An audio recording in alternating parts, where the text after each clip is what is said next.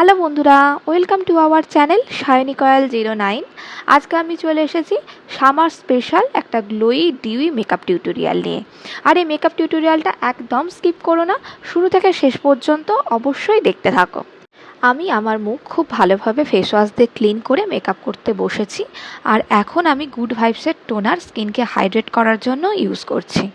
এরপর আমি বায়োটিকের moisturiser use করছি। আর যে কোনো মেকআপ করার আগে ক্লিনজিং, টোনিং এবং ময়শ্চারাইজিং এই তিনটে পার্ট খুব ভালোভাবে করে নেওয়াটা উচিত। কালার বারের প্রাইমার এরপর ইউজ করছি। এটা একটা সিলিকন বেস প্রাইমার।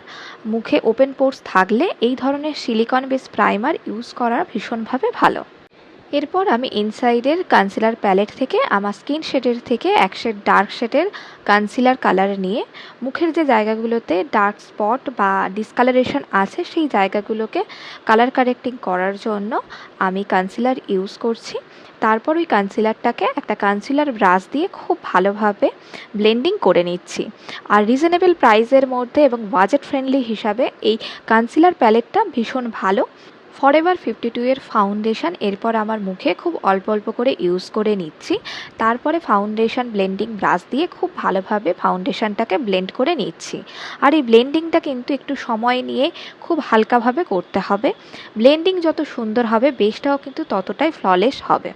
রিজনেবল প্রাইসের মধ্যে সেলফ মেকআপ এবং পার্টি মেকআপের জন্য ভীষণ ভালো একটা ফাউন্ডেশন এটা।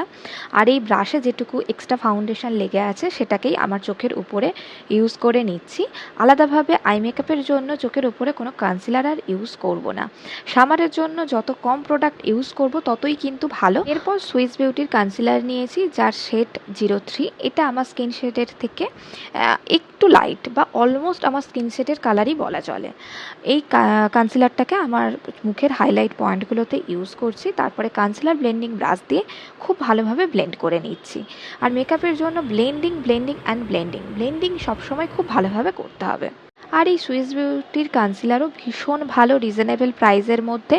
যে কোনো মেকআপের জন্য তোমরা এই কনসিলার ইউজ করতে পারো। এরপর আমি সুইস বিউটির 3-in-1 প্যালেট থেকে কন্টুরিং করে নিচ্ছি। আর এটা সামার স্পেশাল সেলফ মেকআপ, তো সেই কারণেই যতটা পারছি আমি হালকাভাবেই মেকআপটা করছি। আর আমি পার্সোনালিও ভীষণ ন্যাচারাল মেকআপ পছন্দ করি, তাই খুব হালকাভাবে কন্টুরিং করে নিচ্ছি। আর এই একই প্যালেট থেকে আবার আমি ব্লাশারও ইউজ করছি। এরপর এই প্যালেট থেকে আমি হাইলাইটারও ইউজ করছি। আর সামারে যে কোনো পাউডার প্রোডাক্ট ইউজ করাটা ভীষণভাবে ভালো। প্যাকের মাইক্রো ফিক্সার এরপর ইউজ করছি মেকআপটাকে খুব ভালোভাবে সেট করার জন্য। প্যাকের আইব্রো প্রোমেট থেকে আমার আইব্রোটা ড্র করে নিচ্ছি এবং আইব্রোটাও যতটা ন্যাচারালভাবে ড্র করা যায় সেটাই চেষ্টা করছি। প্যাকের এই আইব্রো প্রোমেটটার শেড হলো 02। সুইস বিউটির আইশ্যাডো প্যালেট থেকে একটা নিউড পিঙ্কিশ কালার নিয়ে আমার চোখের উপরে আই মেকআপ কমপ্লিট করে নিচ্ছি। আজকে আর অন্য কোনো কালারের আইশ্যাডো ইউজ করব না, এই একটাই কালার দিয়ে আমার আই মেকআপটা আমি কমপ্লিট করছি। আর আইশ্যাডো ব্লেন্ডিংটা কিন্তু খুব ভালোভাবে করতে হবে। কালার বারের ব্ল্যাক লাইনার আমার চোখের উপরে লাইন ক্রিয়েট করার জন্য ইউজ করছি। আজকের একটু হালকা উইংস করার ইচ্ছা আছে, যদিও এর আগে কখনো আমি চোখে উইংস করিনি, কারণ আমার মনে হয় আমার চোখে উইংসটা ঠিক ভালো লাগে না। তাও আজকের আমি একটু অন্যরকম আই মেকআপ ক্রিয়েট করার জন্য উইংস করছি। তোমরা কিন্তু অবশ্যই জানিও যে আমাকে উইংস করলে ভালো লাগছে কি না। এরপর আমি ওই একই আইশ্যাডো প্যালেট থেকে একটা ডার্ক ব্রাউন কালার নিয়ে চোখের নিচে হালকা করে আইশ্যাডো কালারটাকে স্মাচ করে নিচ্ছি। আজকে আর কোনো কাজল ইউজ করব না। ফিটমি লুজ পাউডার দিয়ে আমার মুখের যেসব জায়গাগুলোতে একটু শেড হওয়ার চান্সেস আছে সেই জায়গাগুলোকে বেকিং করে নিচ্ছি। এবার আমি মেবলিনের একটা নিউড পিঙ্ক শেডের লিপস্টিক ইউজ করছি। এটা একটা লাইট ওয়েট লিপস্টিক। আর যারা ভীষণ হালকা মেকআপ পছন্দ করো তাদের জন্য এই মেবলিনের লিপস্টিকটা ভীষণ ভালো। এবার আমার মেকআপ পুরোপুরি কমপ্লিট। চলো দেখে নেওয়া যাক আমার summer special glowy dewy makeup লুকটা। যদি তোমাদের এই মেকআপ লুকটা ভালো লেগে থাকে তাহলে কিন্তু অবশ্যই আমাকে কমেন্ট করে জানিও।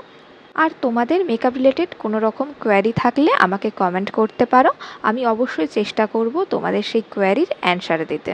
আর যে সমস্ত বন্ধুরা আমার এই চ্যানেলে নতুন তারা কিন্তু অবশ্যই আমার এই চ্যানেলটিকে সাবস্ক্রাইব করে দিও আর পাশে থাকা বেল আইকনটি অবশ্যই ক্লিক করে দিও এই ধরনের নতুন নতুন মেকআপ রিলেটেড ভিডিও দেখার জন্য। তো আজকের এই পর্যন্ত, সবাই খুব ভালো থেকো। এরপর তোমাদের সাথে আমার দেখা হবে আমার নেক্সট ভিডিওতে। ততক্ষণ টাটা।